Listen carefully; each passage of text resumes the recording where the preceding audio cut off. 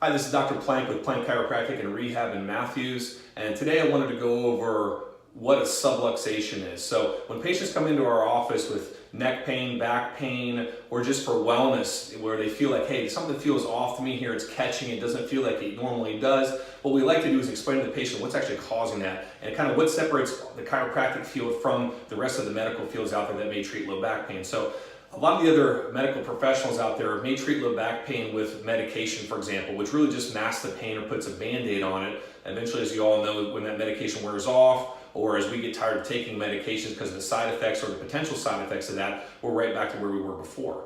So one of the biggest principles about chiropractic is the subluxation or subluxation complex. So what we want to do is just talk a little bit today about what that is exactly. So again, this is the model of the spine here, this is the lower back, and this is the neck. And for this example, we'll talk a little bit more about the neck in general, okay?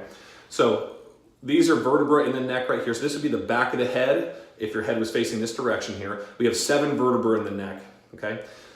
When the vertebrae become out of alignment, for example, right now we got a pretty straight spine here. What can happen with trauma, chemical reactions, chemical imbalances, things of that nature here, even micro traumas where you're sitting at a desk all day, looking forward, hunching like this, what ends up happening is some of these vertebrae through here actually get shifted just a little bit out of alignment.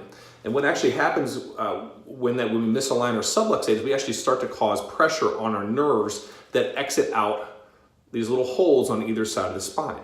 Now, initially, that might not feel like much. That might just feel like, ooh, that doesn't feel right, or just catching a little bit. Eventually, what that actually starts to cause is inflammation around that joint space. And eventually, beyond that, it can actually start to cause nerve irritations where, hey, it's not just a local pain. I'm starting to have pain from my neck down to my shoulders or into my arms, even on severe cases. So what we do as chiropractors, we do spinal screenings, number one. So when a patient comes in, we obviously will sit down with them and we'll evaluate, hey, what's our problem? Okay, we'll get in there, also do some x-rays if necessary. Of course, we don't always shoot x-rays, but sometimes we need to do that to see what's going on and what the underlying issue is.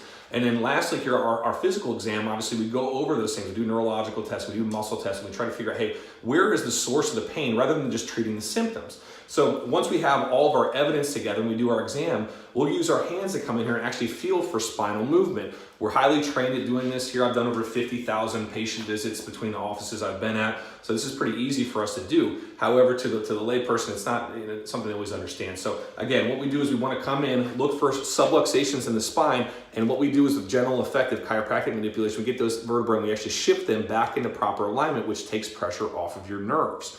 And patients over the course of a few short visits will start to notice their pain comes down, their range of motion goes up, and some patients actually feel better overall because we're turning their nervous system on. Remember, these bones in through here house your nervous system. Everything in your body is controlled off your nervous system. Check out our other videos. We'll get into that as well. Hopefully you guys have a good day. Thank you.